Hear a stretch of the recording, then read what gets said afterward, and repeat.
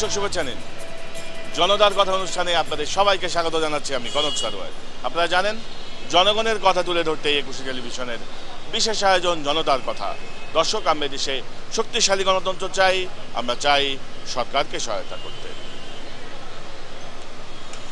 দর্শক, 5ই জানুয়ারির নির্বাচনের আগে বলা হয়েছিল এটি সাংবিধানিক ধারাবাহিকতা রক্ষা নির্বাচন।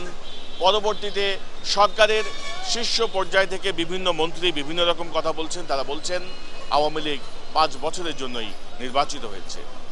সাধারণ মানুষ কি মনে করেন? 5 বছর কি ক্ষমতায় থাকা উচিত, নাকি একটি গ্রহণযোগ্য নির্বাচন অনুষ্ঠান মধ্যবর্তী নির্বাচনের আয়োজন করা উচিত? আমরা মনে করি সব দলে অংশগ্রহণ করাটাই হলো সবচেয়ে বড় উত্তম, এবং জনগণের ভোটার অধিকার নিয়ে এলো তাদের প্রত্যাশা যে যারা ভোট দিতে পারেনি যারা যেন ভোট দিতে পারে সেটাই। কিন্তু আওয়ামী লীগ তো এটা জন্মগত দল, আওয়ামী লীগের তো ভোট চাওয়া লাগে না। সঠিকভাবে নির্বাচন হলে আওয়ামী লীগই জয় হয়। বিরোধী দল নির্বাচন আসে নাই, তাদের ডাকা হয়েছে, বলা হয়েছে, তারা কিন্তু আসে নাই। তারপর নির্বাচনে তারা যান নাই, নির্বাচন হয়ে গেছে নির্বাচন, কিন্তু মধ্যবর্তী নির্বাচন হবে সেটা দেশের অবস্থা পরিস্থিতির পরে সেটা চিন্তা ভাবনা করা যাবে যে নির্বাচনটা হবে কি হবে না। 5ই জানুয়ারি যেটা নির্বাচন হয়েছে এটা কোনো নির্বাচন হয় না, এটা হয়েছে সিলেকশন। আর আমরা সাধারণ জনগণ ভোট দিতে পারি নাই, আর বেগম খালেদা জিয়ারে ওইখানে বন্দী করে রাখছে। তাই আমি মনে করি যে দুই দল আলোচনার মাধ্যমে মধ্যবর্তী একটা নির্বাচন দেওয়া অবশ্যই দরকার। মধ্যবর্তী নির্বাচনের প্রয়োজন, এটা নির্ভর করতেছে অনেকগুলি বিষয়ের উপর। কারণ যে টাকা খরচ হয়েছে এই নির্বাচন করতে গিয়ে, যদিও গ্রহণযোগ্য হয়নি, কিন্তু এই যে কোটি কোটি টাকা, এটা তো রাষ্ট্রের টাকা। আর দরকারটা কি? একাদশ নির্বাচনের জন্য প্রস্তুতি নিতে হবে, গ্রহণযোগ্য বলেন, সংলাপ বলেন, সবই। এখন মধ্যবর্তী নির্বাচন ওইরকম যদি রাজনৈতিকভাবে সবাই যদি সমালোচনা আলোচনার মাধ্যমে যদি করে, সেটা করতে পারে, যেটা আমাদের দেশের স্বার্থে। যদি মনে করে জিএসপি বলেন, গার্মেন্টস বলেন, এদের উন্নয়নের খাতিরে যদি সম্ভব হয় তাহলে করতে পারে। 96 সালের 15 ফেব্রুয়ারি নির্বাচন এবং এই আমাদের 5ই জানুয়ারি 14 সালের নির্বাচন, এটা হলো ধোঁকাবাজি। তাদের গণতন্ত্রের মুখের কি বলবো, এটা একটা মুখোশধারী, একটা তাদের মুখে এই গণতান্ত্রিক নেতাদের, এইসব গণতান্ত্রিক নেতাদের মুখে আমি থুতু মারি। আমাদের প্রধান বিরোধী দল আওয়ামী লীগ এবং বিএনপি সরাসরি বলছি, এদের আলোচনা ভিত্তিতে যে সমঝোতা করে যে নির্বাচন হবে সেই নির্বাচন সত্যিকার গ্রহণযোগ্য নির্বাচন হবে, অথবা দেশে বর্তমান যে পরিস্থিতি, এই পরিস্থিতি আরও খারাপ হবে বলে আমি মনে করছি। একটা গণতান্ত্রিক রাষ্ট্রীয় ব্যবস্থা যদি সেই অবস্থায় না থাকে তাহলে কোনো নির্বাচনে কখনো গ্রহণযোগ্য হয় না। কি জন্য হয় না? দেখা গেছে বিগত নির্বাচনে যখনই নির্বাচিত হয়েছে, যারা নির্বাচিত হয়েছে তারা বলছে গ্রহণযোগ্য হয়েছে, আর যারা নির্বাচিত হয়নি তারা বলে আমরা এটা এই নির্বাচন মানি না।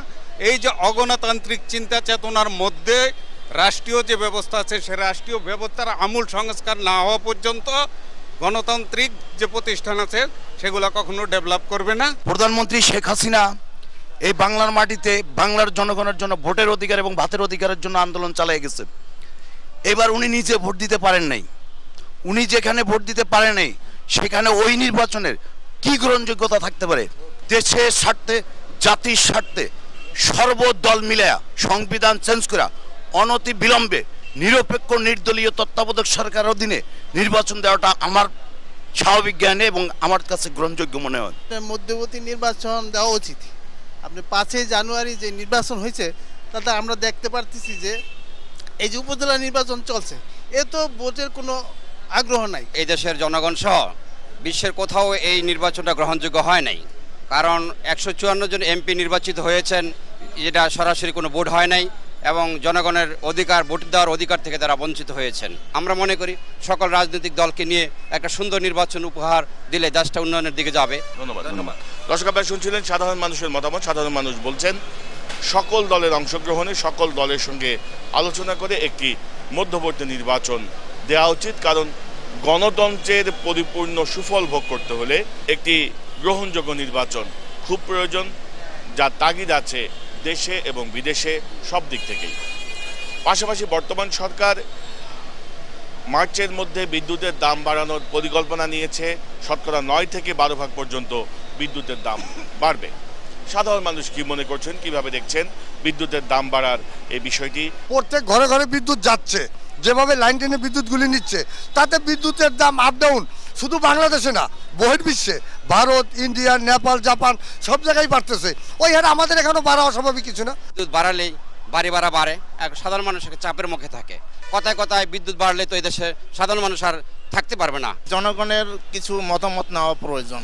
আর আবাসিক খাতে না পারি আমার মনে হয় বাণিজ্যিক খাতটা মানে শক্তিশালী করার জন্য এটা দাম বাড়াইলে আমার মনে হয় ভালো হয়। বিদ্যুতের দাম এখন না বাড়াইলেও চলে, কারণ এখন দেশের পরিস্থিতি তেমন একটা ভালো না। আর যদি সরকার বাড়ায় তাহলে সবার সাথে একটা আলোচনার মাধ্যমে বাড়ালেই সবচেয়ে ভালো হয়। এটা তো মানুষের মনের উপর খড়ের ঘা। এটা অ্যাকচুয়ালি বিদ্যুতের দামটা আমি সরকার বা সরকারের প্রধানদের আমি রিকোয়েস্ট করব যে তারা যাতে জিনিসটা দেখে, এতে তাদের জন্য মানে আরও খারাপ হবে। বিদ্যুতের দাম কেন বাড়বে সেটার যৌক্তিক একটা কারণ দেখাইতে হবে, যা বিদ্যুতের দাম এই কারণে বাড়বে, তাহলে জনগণ বুঝবে। যদি গভর্নমেন্ট মনে করে যে বিদ্যুৎ দেশের উন্নয়নের স্বার্থে বিদ্যুতের দাম বাড়ানো লাগবে, সেটা বাড়াবে, তবে আলাপ আলোচনা সবাইকে নিয়ে বসে করা উচিত। এটা জনগণের জন্য এটা শুভ হবে না।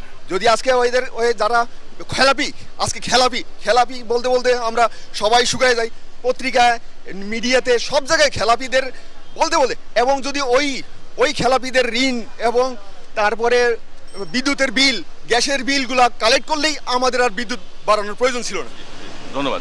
দর্শক আপনারা শুনছিলেন সাধারণ মানুষের মতামত। সাধারণ মানুষ কিন্তু তাদের ভাবনাগুলো অসাধারণ, তাদের বিশ্লেষণ অনেক গভীর এবং সূক্ষ্ম। দর্শক, জনতার কথা দেখুন প্রতি রবি, মঙ্গল, বুধ এবং শুক্রবার একুশের পর্দায়। জনতার কথা নিয়ে হাজির হয়ে যাব আমি কনক সরোয়ার।